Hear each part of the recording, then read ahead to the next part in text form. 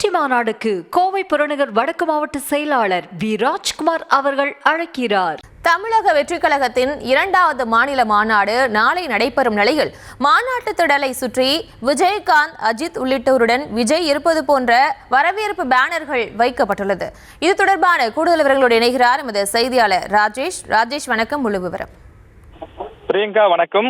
தமிழக வெற்றி கழகத்தினுடைய மாநாடு நடைபெறக்கூடிய மதுரை அந்த மாநாட்டு திடலை சுற்றிலும் விதவிதமான வித்தியாசமான வினோதமான பேனர்கள் எல்லாம் வைக்கப்பட்டிருக்கின்றது. நீங்கள் திரையிலேயே பார்த்து கொண்டிருக்கிறீர்கள்.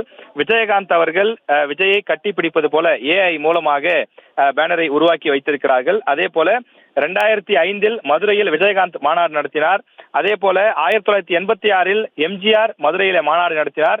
2025 தளபதி இங்கு மாநாட்டை நடத்துகிறார் என்று விஜயை புகழ்ந்து மற்ற தலைவர்களோடு ஒப்பிட்டு அந்த பேனரை வைத்திருக்கிறார்கள். இது தவிர ஜாக்கி ஜான் விஜய்க்கு கை கொடுப்பது போலவும் பேனர் வைத்திருக்கிறார்கள். அதே போல வைரத்தை இழந்து விட்டோம், அதாவது விஜயகாந்தை ஆட்சி கட்டிலில் அமர விடாமல் நாம் இழந்து விட்டோம், தங்கத்தையும் இழந்துவிடக் கூடாது, அதாவது விஜயை தங்கம் என்பது போல உருவகப்படுத்தி அவர்கள் விஜயாவது ஆட்சி கட்டிலில் நாம் அமர வைக்க வேண்டும் என்று அவரது ரசிகர்கள், அவரது தொண்டர்கள் இது போன்ற வித்தியாசமான பல பேனர்களை வைத்திருக்கிறார்கள். இந்த மாநாடு நடைபெறக்கூடிய இடம் சுமார் 500 ஏக்கருக்கு மேலான பரப்பு. இது தவிர 200 ஏக்கருக்கு பார்க்கிங் ஏரியாவும் வைக்கப்பட்டிருக்கிறது.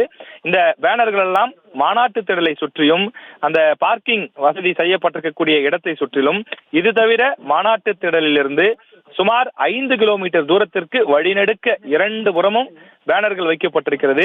அந்த பேனர்களில் தான் இது போன்று வித்தியாசமான பல வாசகங்கள் மற்றும் புகைப்படங்களோடு அந்த பேனர்கள் இடம்பெற்றிருப்பதை பார்க்க முடிகின்றது.